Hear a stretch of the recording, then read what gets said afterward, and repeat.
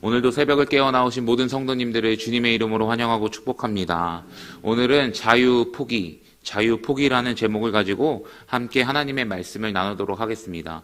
저희가 오늘 로마서 14장 13절 말씀 봉독했는데요. 이 13절 말씀은 상반절과 하반절로 구분해서 이야기해야 합니다.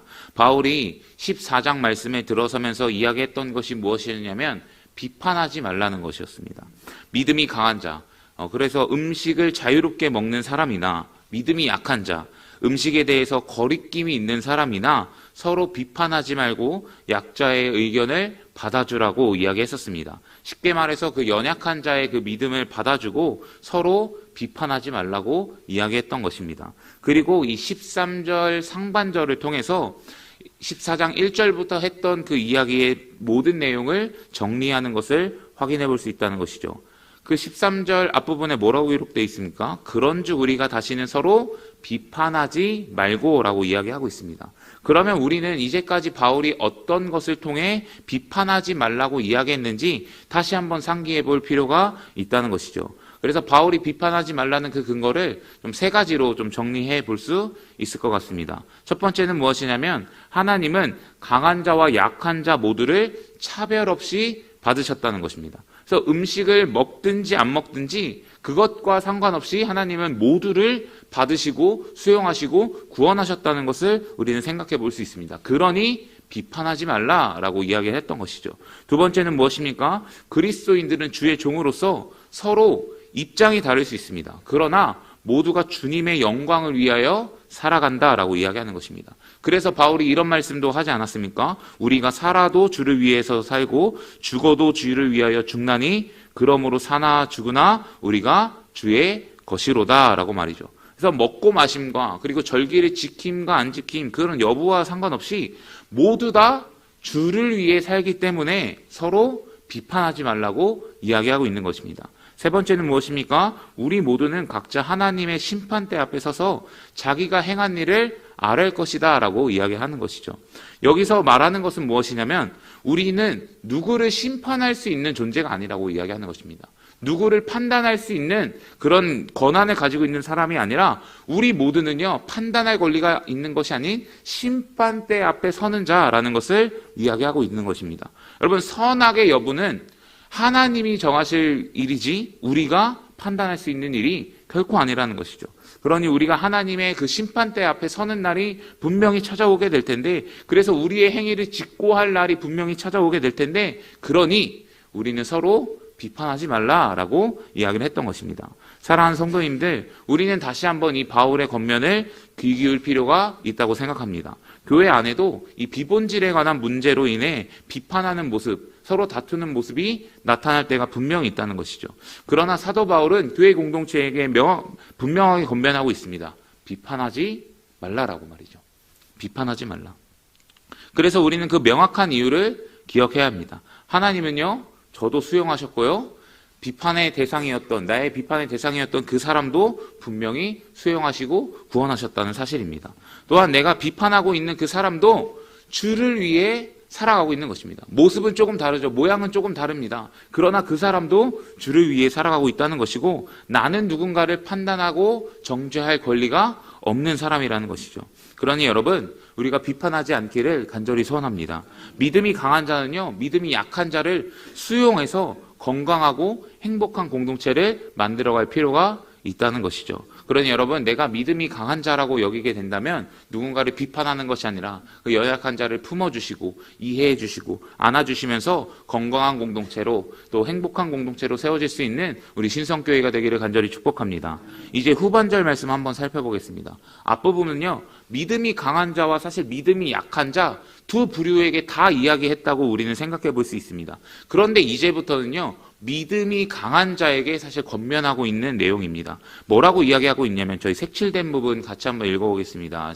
PPT 한번 보여주시면요. 시작. 도리어 부딪힐 것이나 거칠 것을 형제 앞에 두지 아니하도록 주의하라. 아멘. 제가 이 권면은 믿음이 강한 자에게 하고 있는 권면이라고 이야기 드렸습니다. 그러면 여기서 말하는, 이 본문에서 말하는 형제는 어떤 형제일까요? 그냥 불특정 다수의 모든 형제를 이야기하는 것이 아니라 믿음이 약한 형제를 이 지정해서 이야기하고 있는 것입니다. 그래서 믿음이 약한 그 형제 앞에 부딪힐 것이나 거칠 것을 두지 말라라고 이야기하는 것이죠. 새번역 성경은 장애물이나 걸림돌을 놓지 말라고 번역하고 있고요. 공동번역 성경은요, 형제를 넘어뜨리거나 죄짓게 하지 말라고 이야기하고 있습니다. 그러니까 조금 더 직접적으로 표현하면 그 믿음이 약한 형제를 실족시키지 말라고 이야기하고 있는 것입니다. 그럼 지금 사도 바울이 믿음이 강한 자들에게 권면하고 있는 것은 무엇이냐면 그들의 음식과 그 자유함의 모습, 그리고 그 거리낌 없는 모습을 통해 믿음이 약한 자를 결코 실족시켜서는 안 된다는 것입니다.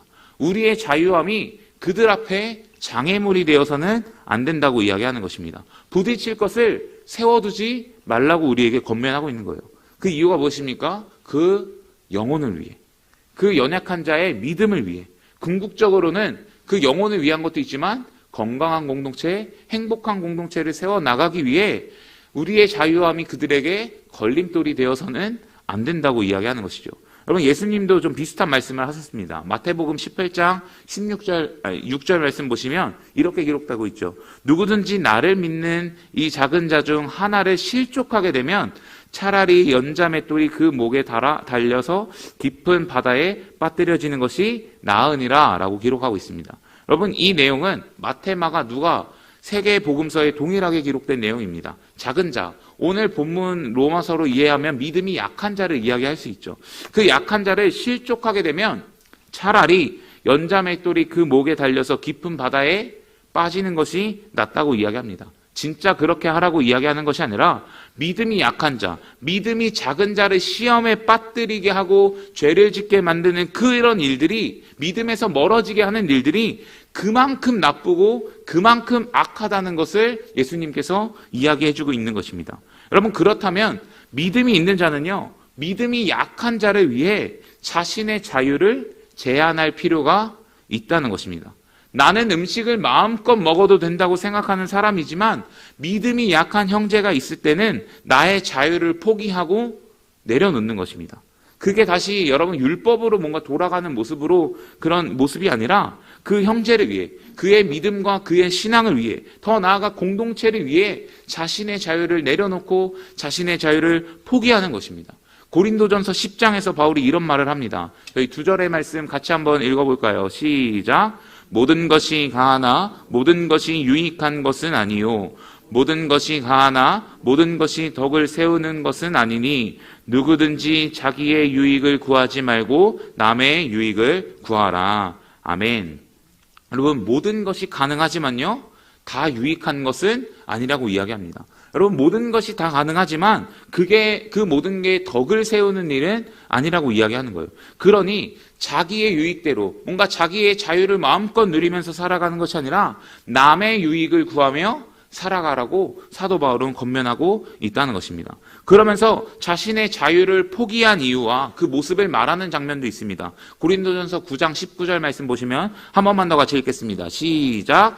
내가 모든 사람에게서 자유로우나 스스로 모든 사람에게 종이 된 것은 더 많은 사람을 얻고자 함이라. 아멘. 그러면서 말하는 것이 무엇입니까?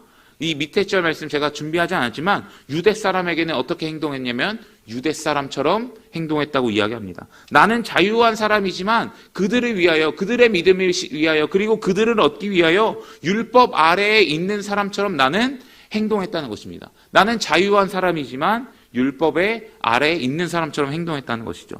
그리고 율법이 없이 산 사람들에게는 어떻게 행동했습니까?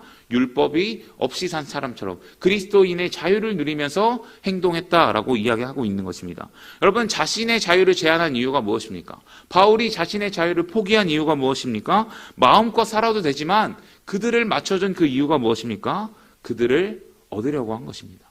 그의 믿음을 위해서, 그의 신앙을 위해서, 쉽게 말해서 그 영혼을 위해, 그 사람을 위해 자신의 자유를 포기했고 자신의 자유를 내려놓았다라고 이야기하고 있는 것입니다. 사랑하는 성도님들, 우리에게도 바울과 같은 모습이 있기를 예수님의 이름으로 간절히 축복합니다. 믿음이 강한 자가 믿음이 약한 자를 여러분 어떻게 대해야 됩니까? 자신의 자유를 막 드러내는 것이 아니라 이거 해도 돼, 이거 먹어도 돼, 막 자유롭게 막 이야기하는 것이 아니라 믿음이 약한 자가 여러분 시험 들지 않도록, 그들이 실족하지 않도록, 더 나아가 그들의 영혼이 자라나고 그들의 믿음이 성장하고 궁극적으로는 온전한 공동체를 세우기 위하여서 자신의 자유를 내려놓을 필요가 있다고 이야기하는 것입니다. 형제 앞에 결코 장애물을 놓아서는 안 된다라고 이야기하는 것이죠. 여러분, 교회 지체 안에는 분명히 믿음이 강한 자가 있고요. 그 안에서 자유함을 누리는 사람이 분명히 있지만요. 여전히 믿음이 어린아이고요. 믿음이 약해서 어떠한 자유의 모습들, 그리고 자신의 자라온 환경과 뭔가 이 문화와 다른 모습들을 볼 때 넘어지는 자들이 분명히 존재합니다. 그래서 나의 행동을 통해 누군가는 시험 들 수 있다라고 이야기하는 것이죠. 사실 그게 죄 짓는 것이 아니면 다 가능한 사실 행동입니다. 결코 문제가 되지 않는 행동입니다. 그러나 모든 것이 가하다고 해서 다 유익한 것은 아니라고 하는 것이죠. 모든 것이 가하나 다 덕을 세우는 것은 아니라는 것을 우리는 기억해야 됩니다. 그러니 우리의 행동에는, 믿음이 강한 자의 행동에는 책임감이 따릅니다. 무게감이 따릅니다. 그래서 믿음의 삶이 결코 쉽지 않다는 것이죠. 여러분, 오늘 본문 마지막에 이 주의하라라는 표현이 있는데요. 결심하라 이런 의미입니다. 다짐하라 이런 의미죠. 한 영혼을 위해 예수님이 자기 자신을 포기하셨던 것처럼, 그리고 한 영혼을 위해 사도 바울이 자신의 자유를 포기한 것처럼 우리도 이제는 믿음으로 살아가면서 자유를 내려놓기를 포기하라는 것입니다. 결단하라는 것입니다. 그 결단으로 말미암아 이제는 자신의 자유를 포기하며 한 영혼을 품으라고 이야기하는 것이죠. 그래서 여러분, 한 영혼을 품을 수 있는 저와 여러분들이 되기를 간절히 부탁드립니다. 그래서 사도 바울이 권면한 것처럼 우리가 서로 비판하지 말고, 또한 믿음이 약한 자를 실족하지 않으며 건강한 공동체로 여러분 우리 공동체가 나아갈 수 있기를 예수님의 이름으로 간절히 부탁드립니다.